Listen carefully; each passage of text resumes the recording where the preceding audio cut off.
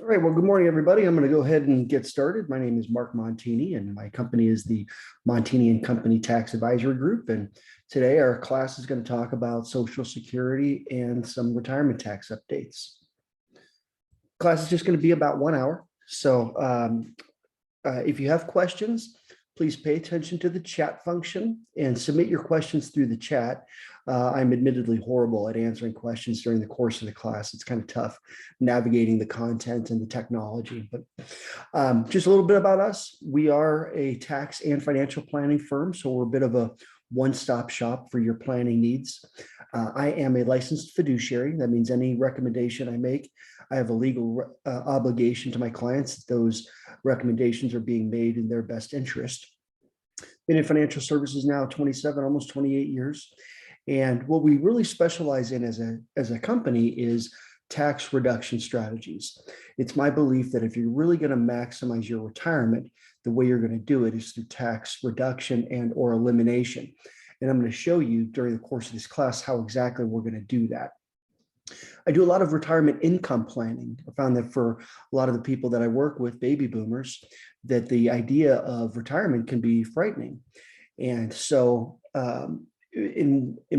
by putting together a retirement income plan where you can see your income, you know where it's coming from, you know that it's sustainable, and that it is being taken in the most tax efficient manner possible, that can alleviate a lot of the fears that you may have.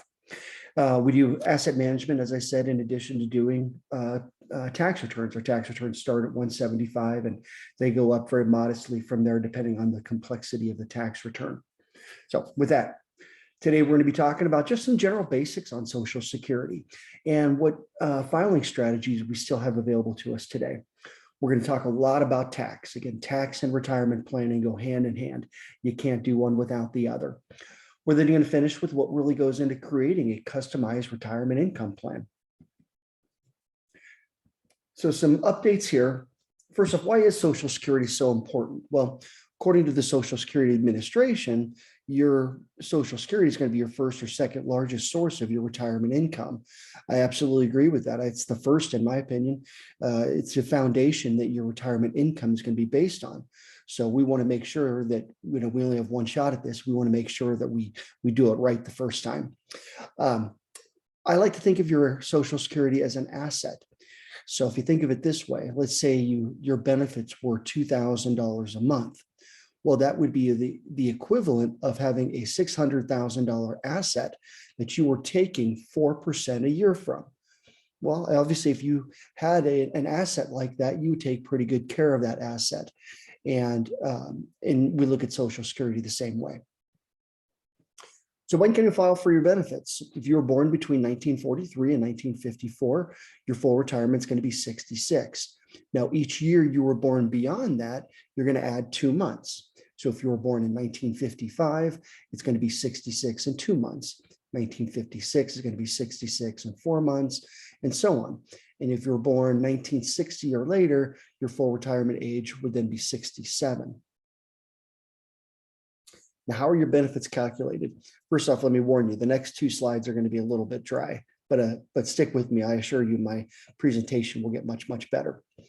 Anyway, your Social Security benefits are going to be based on your earnings history, specifically your top 35 earning years. And you can find those top 35 earning years on ssa.gov. And I'll talk about that site here in a little bit. They're going to adjust those top 35 earning years for inflation. And from there, they develop what's called the average index monthly earnings, or your AIM amount.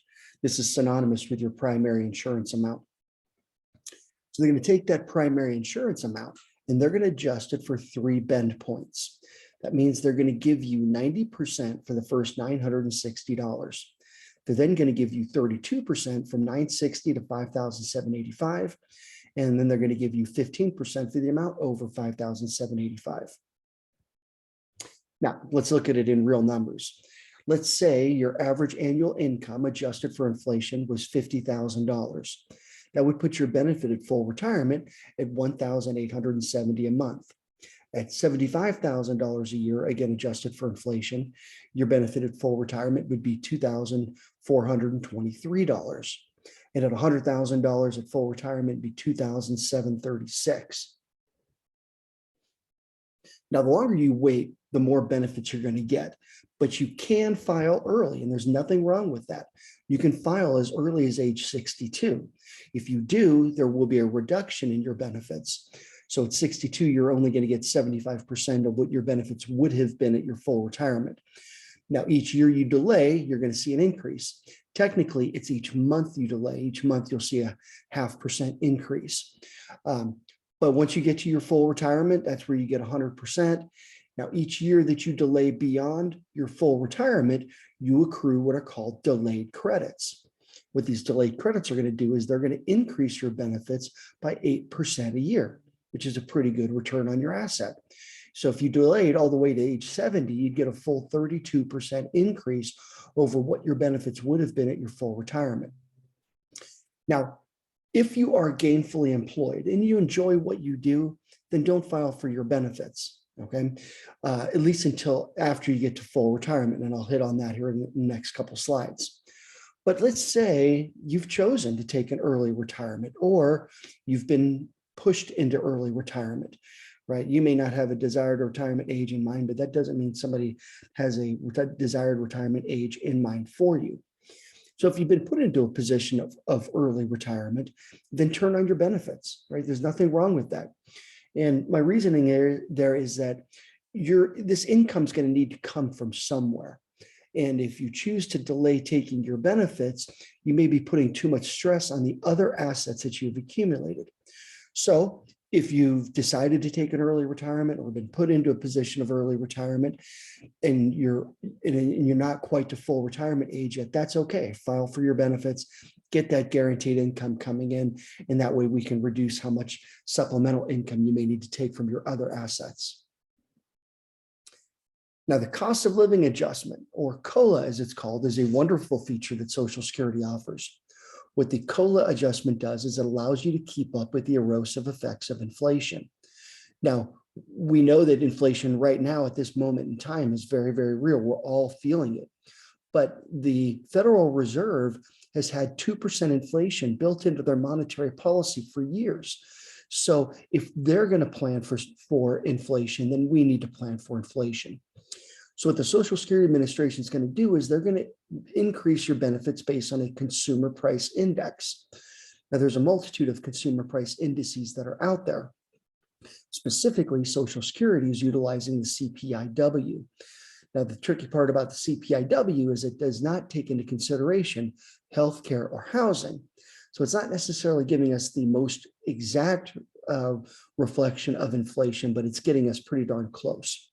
For 2022, we're getting an increase of 5.9%, which is the highest that we've seen since 1984.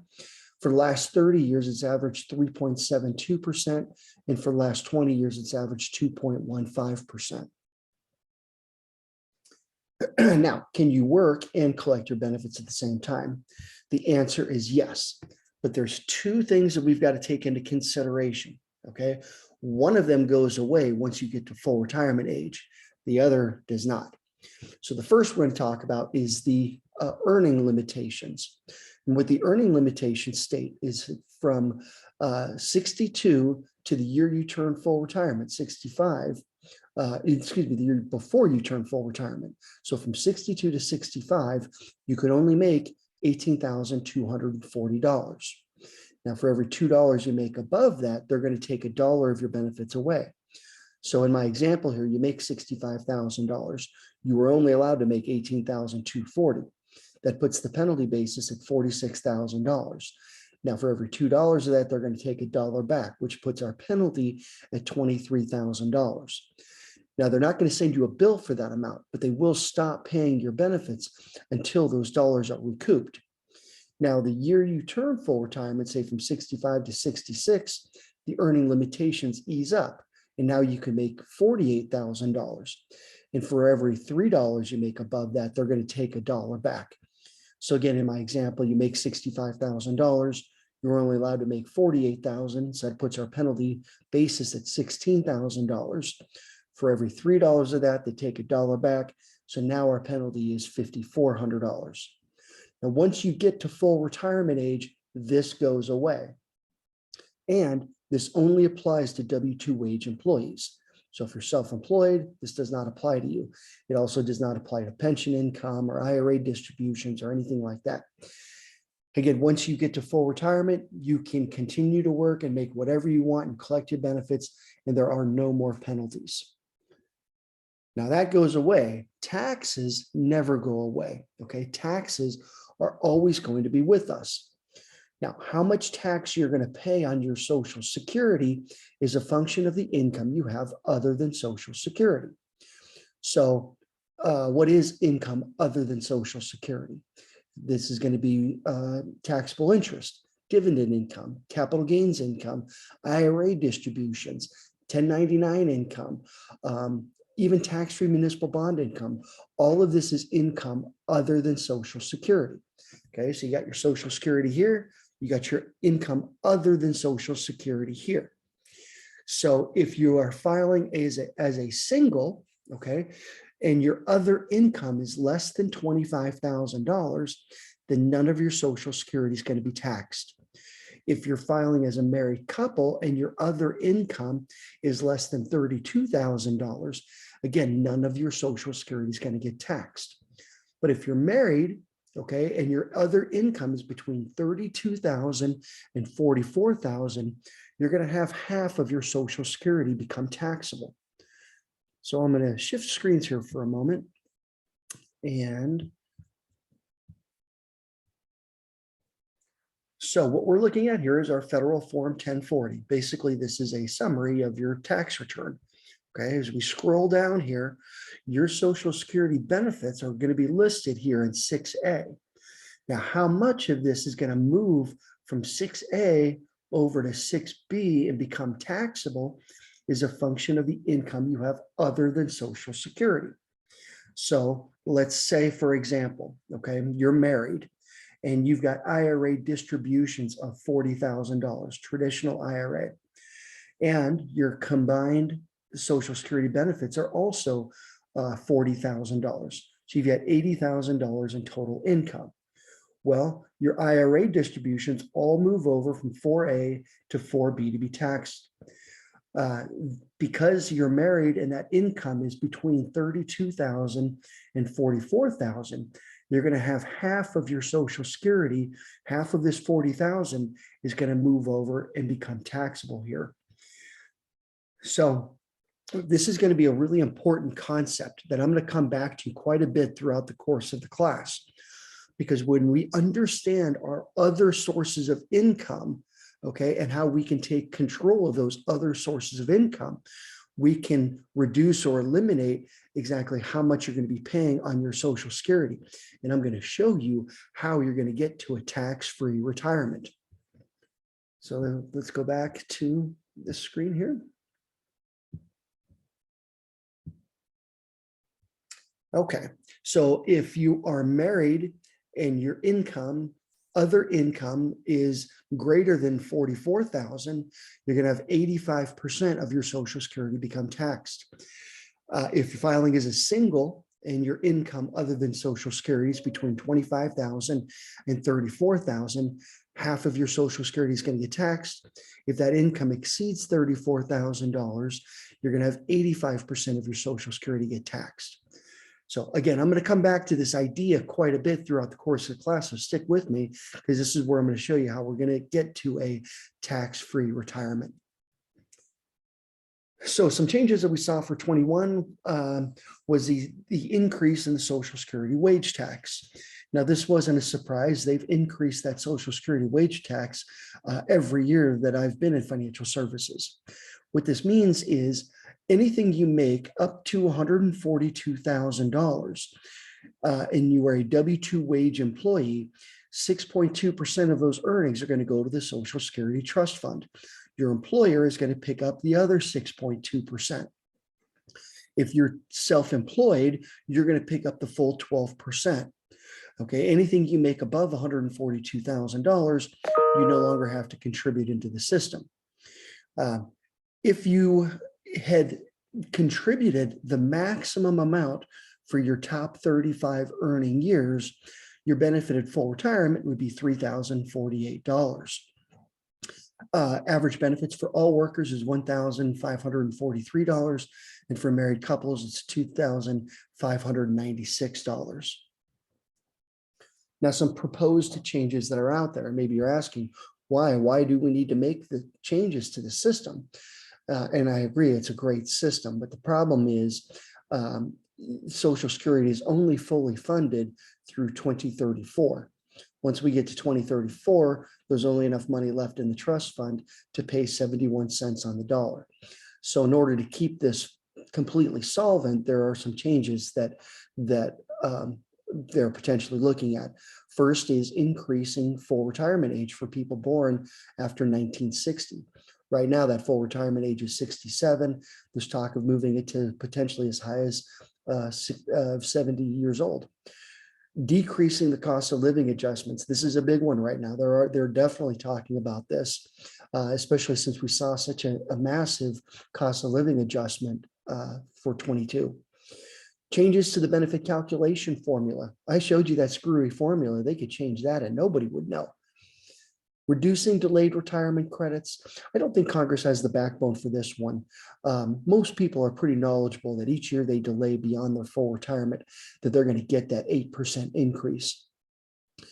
Increase in the payroll taxes, absolutely, they're going to continue to do that. And frankly, I think that there's such a backlash right now against high net worth earners that I wouldn't be surprised if they don't eliminate the cap altogether. And regardless of what you make, you're going to be paying into the system. Now, what to consider when you're planning. First off, your wage history. You want to make sure that you are getting full credit for all the years that you worked. It's a pretty good system, but from time to time, I will meet with somebody where there may be a block of years where they're not getting credit for those years. And you can find that wage history on ssa.gov, which I'll talk about next. Now, if you fell into that and you weren't getting full credit, you could come to a firm like mine. We could get a power of attorney on you, go directly to the IRS and request the back taxes. You could then take those back taxes to the Social Security office and they'll rectify it on the spot for you. What's your desired retirement age, right? When do you want to retire? As I said, too, you may not have a desired retirement age in mind, but that doesn't mean that your employer doesn't have a desired retirement age in mind for you. Age discrimination is very, very real, and I see it constantly. So we want to plan. When do you want to retire? If you're married, have this conversation. And more importantly, what do you want to do when you grow up? What do you want to do when you retire? What's your estimated life expectancy, right? Do you still have parents that are around? You know, if so, what does that say about your life expectancy? I still have a grandma. Imagine that. How lucky am I? I still have a grandma. But what does that say about my life expectancy? Inflation, we know that's very, very real, and how that's going to affect the cost of living adjustments. Potential changes they could make to the program in the future. We need to plan for that. And then we need to think about the other sources of income you're going to have, your supplemental income, right? This can come from your qualified accounts. Okay, qualified money is money that has not been taxed yet. This is your IRA, 401k, 403b, 457. But we also need to think about your non-qualified accounts. Okay, non-qualified money is money that has been taxed. This is your general savings account. This is proceeds that you got when you downsized your home. This is inheritance that you got when your parents passed, right? But these dollars are taxed at different levels. So we want to think about both of these types of accounts and how we can generate supplemental income from them. Now, ssa.gov, great website. You can get a lot of good, useful information on here. As I said, you can see your wage history. You can see each and every year what you made. You can see what your benefits are going to be today. You can see what your benefits would be at your full retirement and what your benefits would be at age 70. So you can even file for your benefits right here on ssa.gov. You can file for your Medicare on here.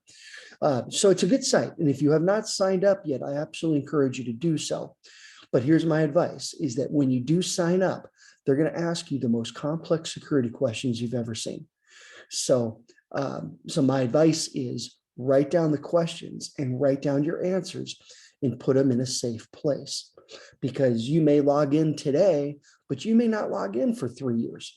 If you do go back and log in the future, if you answer the questions incorrectly 3 times, they'll lock you out. And then you got to go to the Social Security office, which is kind of like a visit to the DMV, to get them to unlock you. So, so write down the questions, write down your answers, put it in a safe place, and you won't have any problems. Now, spousal benefits, another great feature that Social Security offers. The lesser wage earning spouse is entitled to the greater of all of theirs or half of the higher wage earning spouse's benefits. Okay, in this example, John is the higher wage earner, and his benefits are $2,000 a month. Jane is the lesser wage earner, her benefits are $800 a month. Well, she's entitled to the greater of all of hers or half of his. In this case, it's half of his. So in that case, she gets a small increase over what her benefits would have been from $800 to $1,000 a month. Now, this has no adverse impact on John's benefits. John still gets his full $2,000 a month. But in order to collect spousal benefits, John, the higher wage earner, must file for his benefits.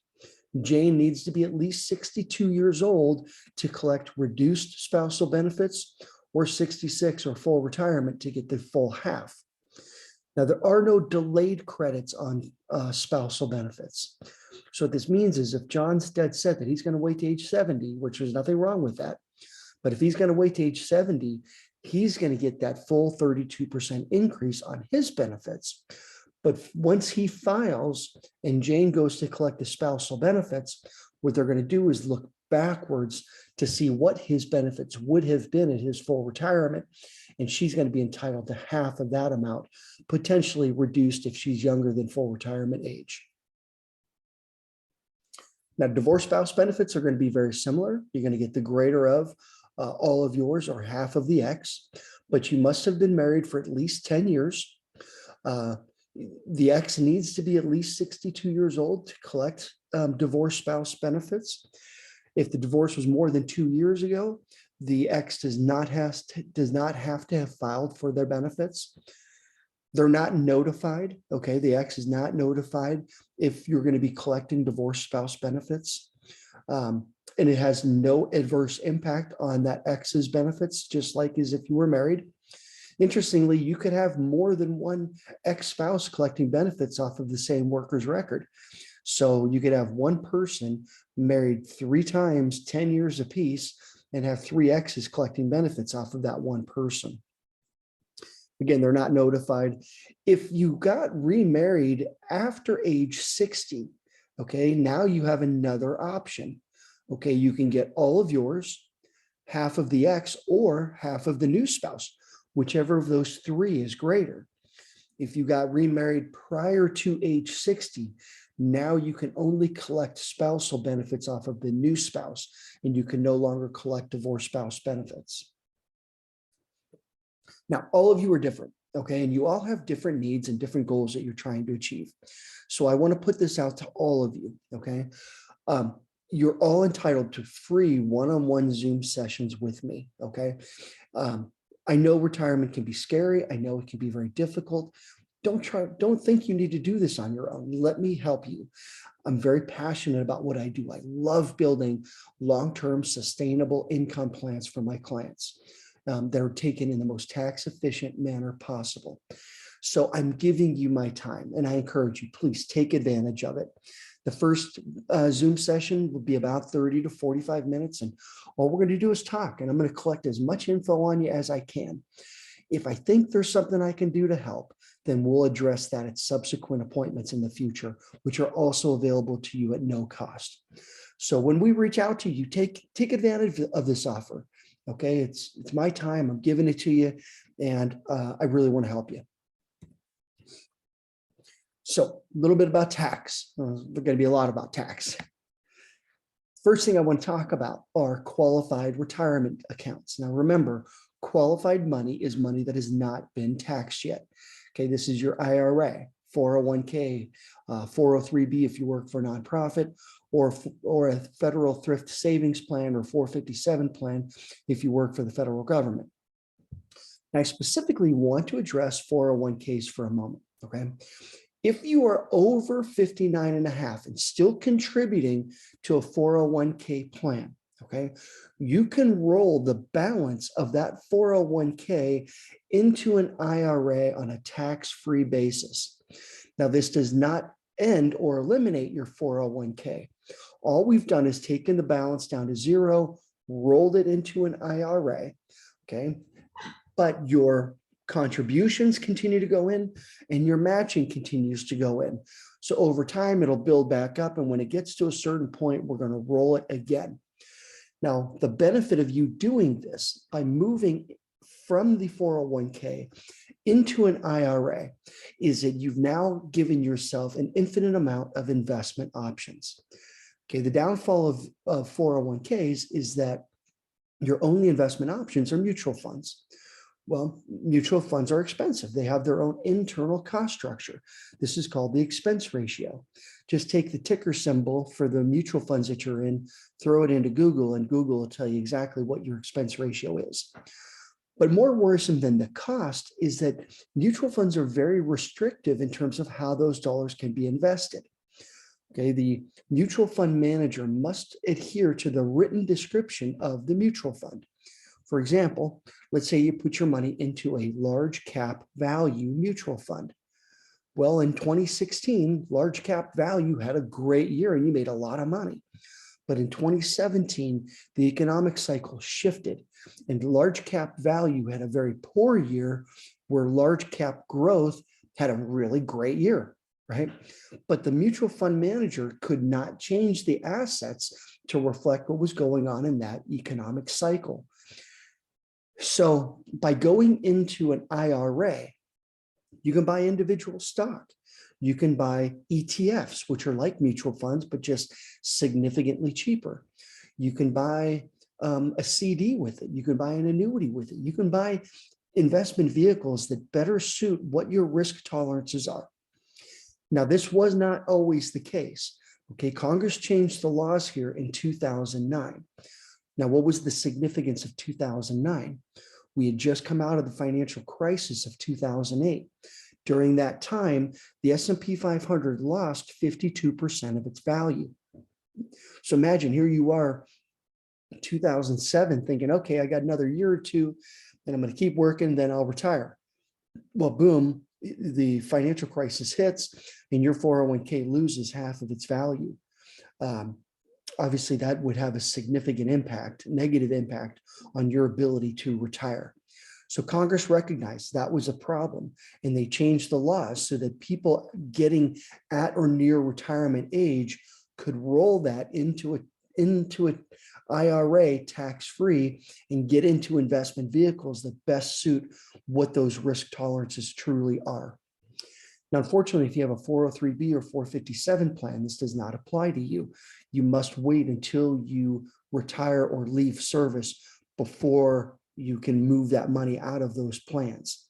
And once you do, absolutely get it out. Just like the 401k, you're getting nothing out of just being in this plan, right? They make it easy to save, and that's a good thing, but there's no management going on. There's nobody watching your money. There's nobody telling you, hey, you got to get out of this thing and get into this thing, right? But by going into an IRA, now you can get that level of management. So if you got a 401k, get it out, get it into the IRA, you won't be disappointed. Now, required distributions. Okay, one of the beauties of these qualified plans is the money grows tax deferred. It means you don't have to pay taxes on anything until you start taking distributions. And then those taxes are simply taxed at your ordinary income tax rate. At age 72, they're going to make you start taking distributions. This used to be 70 and a half, but they recently moved it up to 72. Now, once you get to 72, the distributions they make you take start at 3.64%, and they increase each and every year. If you don't take the distribution, the penalty is 50% of what that distribution was supposed to be. So here in my example, we got $500,000. Our distribution was 5.34%. That's a $26,000 distribution. If you don't take it, the penalty is half of that, or $13,000. So we really need to make sure we're on top of this and we're taking our distributions. But here's what the real problem with minimum distributions are.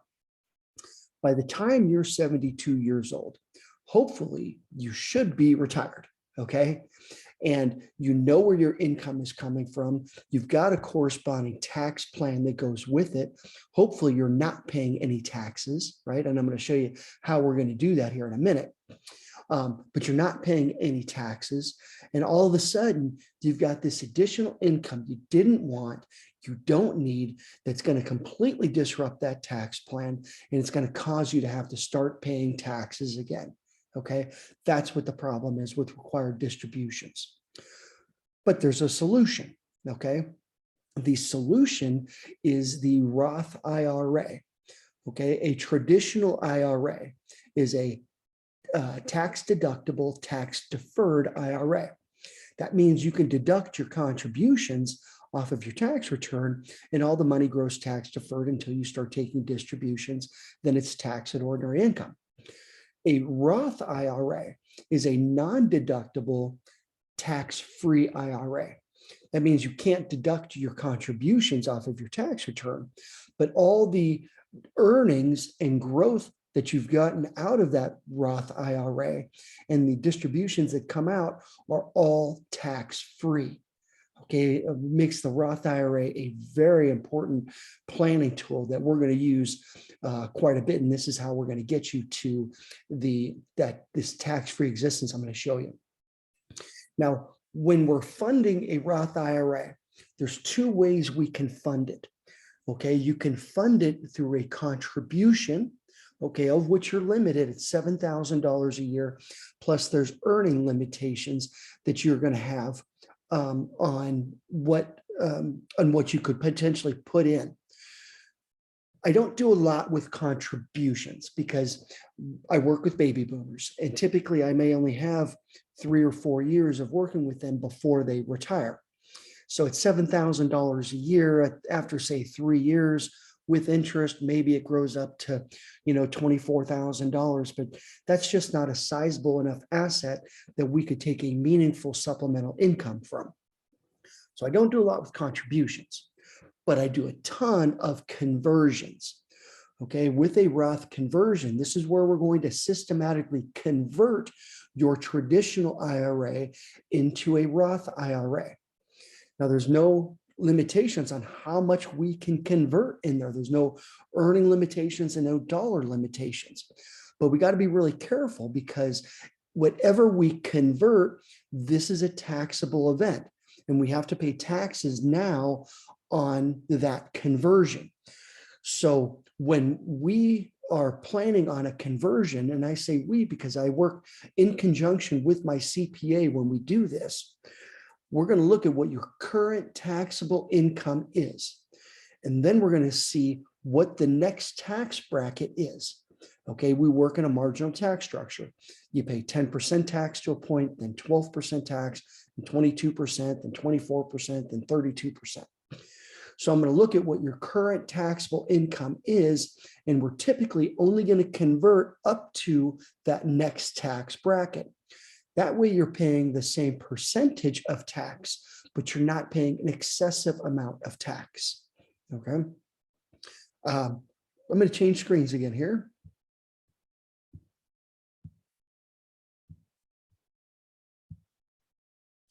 And I'm going to show you here why the Roth IRA can be such a powerful tool. Okay, so remember our first example. Okay, we have traditional IRAs of $40,000. All of that is taxable and moves over to 4B. Okay, we have combined Social Security benefits because we're a married couple of $40,000.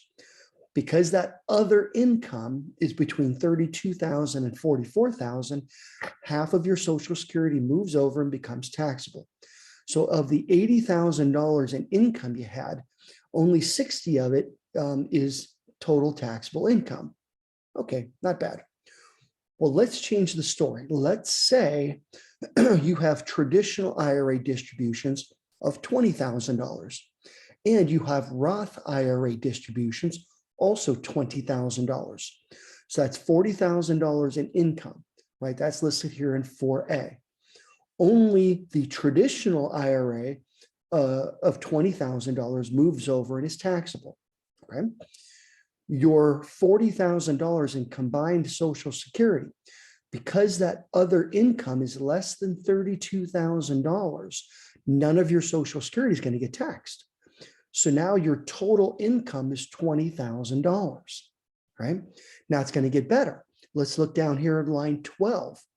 Okay, you've got total income of 20 grand, but the standard deduction of $25,000 is going to completely wipe out all of that income. Look who's living tax-free. Okay, this is why tax and retirement planning go hand in hand. You can't do one without the other. Okay, so let's go back to this here. So the Roth IRA can be a great planning tool to get us and help us to take control of that other income we're going to have, because your Social Security tax is dependent on the income you have other than Social Security, but the Roth income is not reportable. We're going to keep that other income, okay, under 32,000 if you're married and under 25,000 if you're single. That way, none of your Social Security is going to get taxed. We're then going to utilize the standard deduction as a planning tool to offset any remaining income that you have to significantly reduce or eliminate any potential taxes you're going to have in retirement. Roth IRAs are also really good wealth transfer tools. With a traditional IRA, you pass away, it goes to your spouse tax-free. Your spouse passes away, it goes to your kids, and they're either going to pay all the tax on the spot or they're going to defer out their tax liability over 10 years. With a Roth IRA, it goes tax-free to your spouse passes away, it goes tax-free to your kids. Okay, so again, Roth has a lot of great options here. Now, back to you 401k holders, okay? You cannot convert from a 401k into a Roth IRA, okay? You can only convert from a traditional IRA into the Roth IRA. So if you've got this 401k and you're over 59 and a half, get it into a traditional IRA, get more investment options that better suit what your risk tolerances are, and let's get converting so that we can build this up into an asset that we can utilize in the future. Now, if you don't have a Roth IRA, go get one, okay? Because you cannot access a Roth for its tax-free benefits unless it's been established for at least 5 years. You can still access it. It's just taxed like a traditional IRA would be taxed. So go out and go get one. Go to TD Ameritrade on your own. For a couple $100, you can get one established. You can come through a guy like me and I can get one established for you. But we got to get it and get the clock ticking. We'll fund it in the future. We'll fund it through conversions, but let's at least get it established so that 5-year clock gets moving. Here's another example. Okay, this is a real client of mine. And this particular gentleman was leaving a job where he had a pension plan. Okay, and with the pension plan, he could either take the annuity payments from the pension and get guaranteed income for the rest of his life, or he could take a lump sum and roll that lump sum tax-free into an IRA. So as we were debating what is the best route to go, I said, well, let's look at it from a tax standpoint. Okay, so what we're looking at here is if he had taken the pension payments. So between his pension and his wife's pension, the combined benefit would be $94,000. All of that moves over to 4B and is taxable. Because that is over 44,000, 85% of their Social Security is going to move over and become taxable. That puts their total income at $129,000. Not bad, right? Guaranteed for the rest of your life. Well, we take the standard deduction, which at the time was $24,000. That brings his income down to $105,000. Tax due in that $105,000 is $23,000. Okay, again, you got $130,000 in guaranteed income for the rest of your life. Yes, you're paying $23,000 a year. It's not a bad option. But what What if we rolled that, we took the lump sum, we rolled it into a Roth IRA, we then systematically converted that Roth IRA started converting into the Roth, and then built it up to a sizable enough asset that we could take the same income as what he would have gotten from the pension. Here's how that would have looked. We got the same $94,000 in income coming in, but only her pension moves over and is taxable because his distributions were Roth IRA. Well, because that's less than $32,000, none of the Social Security gets taxed, right? So that puts her income at $14,000, standard deduction of 24 grand, wipes it all out. Now look who's living tax-free. So you could get $130,000 guaranteed income for the rest of your life and pay $23,000 a year in tax, or you could have $130,000 in income and pay zero tax. Okay, tax and retirement planning go hand in hand. You can't do one without the other. Oops. Okay, last little bit here. I got about 10 minutes left or so of the class. But what really goes into building a retirement income plan? Well,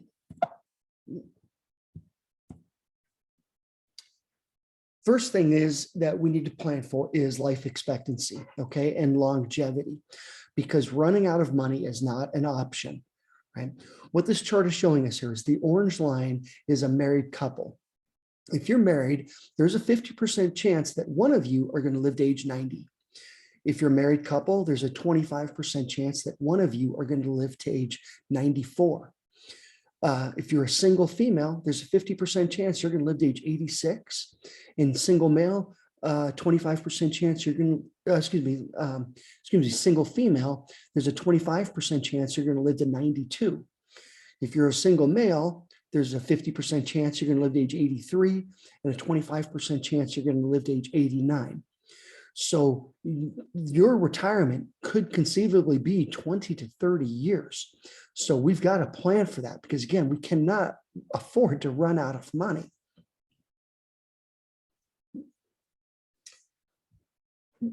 You're shifting retirement responsibility. As I said, my last example here, that particular gentleman had a defined benefit plan, but today only 7.5% of companies offer that type of plan. Okay, companies have shifted to defined contribution plans. This is your 401k, 403b, 457. This means it's your responsibility to save for your retirement. And if you're questioning yourself, if you think, I don't know if I've saved enough yet, well, first off, let me be the judge of that. Okay, let me put it into an income plan and show you if you have enough assets to retire. If you don't, I'll at least help you establish saving goals so that we can say, okay, well, no, we're not there yet, but here's what we need to save to get there in, say, 2 years or 3 years, okay? Most of the time, people come to me and they say, oh, I could never afford to retire. But I plug it in and into my income plan, and the mathematics of my spreadsheet will never lie to you. And most of the time, people who think they can't afford to retire absolutely can. They just don't know how to do it. So let me help you with that. But if you are second guessing yourself and you have access to these plans, contribute, put what you can in there, tighten your belt today, because in the future, you will absolutely appreciate that lump sum liquid asset that you could fall back on in the event of an emergency.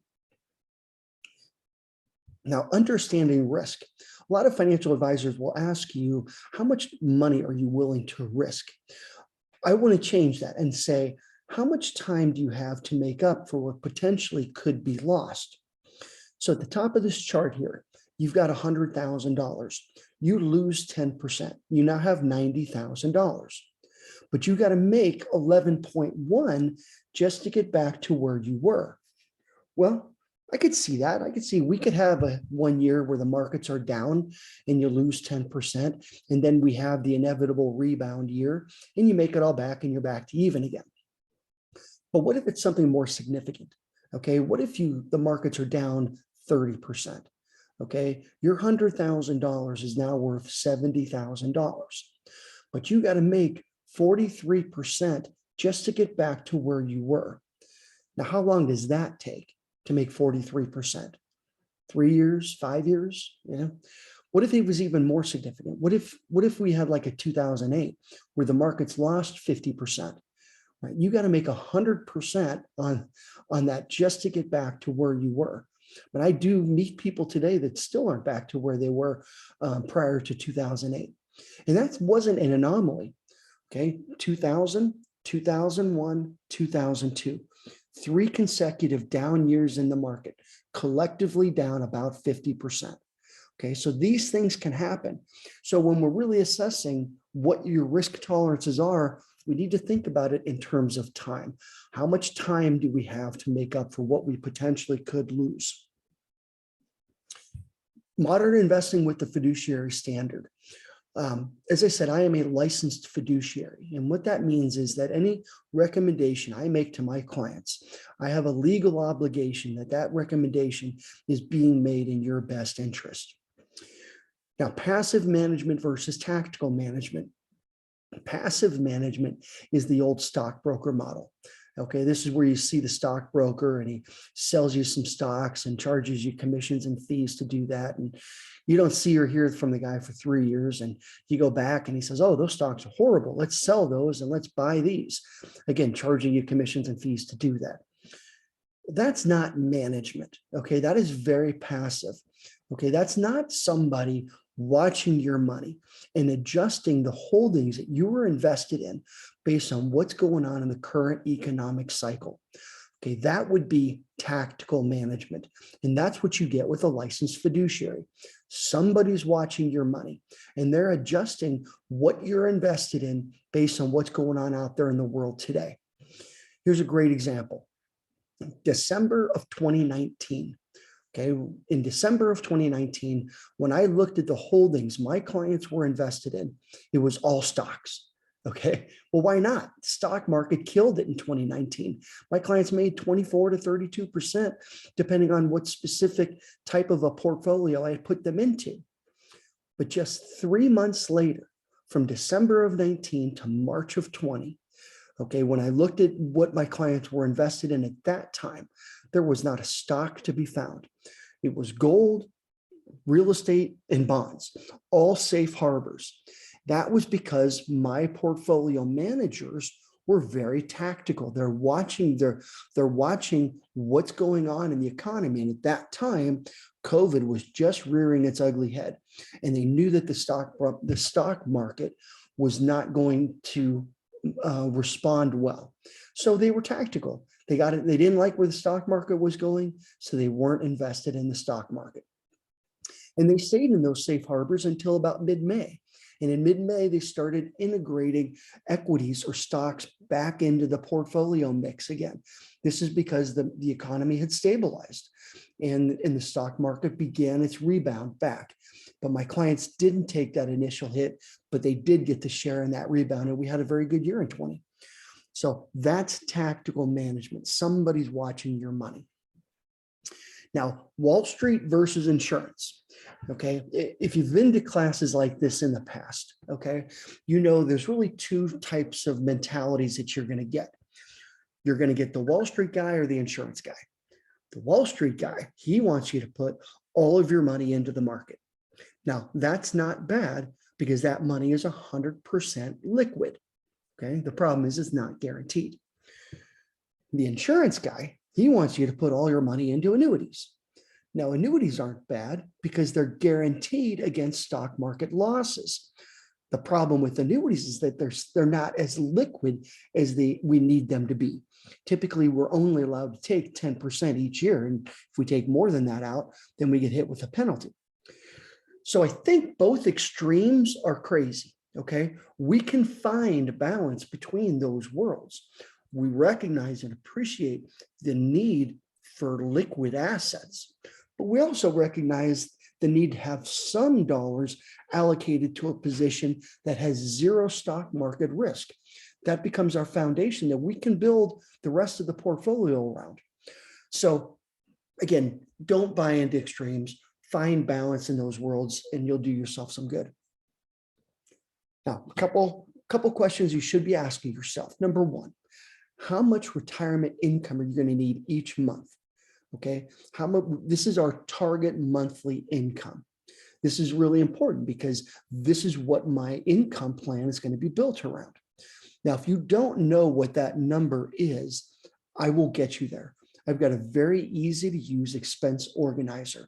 And in this expense organizer, all you do is plug your numbers in, and my expense organizer will sum everything up for you. Okay, but we need to know how much monthly income are we targeting? How much market volatility and risk are we willing to take? Again, how much time do we have to make up for what potentially could be lost? Come on. How are we planning for inflation, right? I mean, we're feeling it right now, and that's not going to change anytime soon. So how are we also going to be planning for taxes? You know, if you think about taxes, we're at $29 trillion in debt, okay? And that's only potentially going to continue to grow. But we are at near historic lows for tax rates. Okay, the Tax and Job Act of 2017 did its job. We're all paying less taxes now than we were before. Okay, but if we've got all this debt and low taxes, where do you expect taxes to go?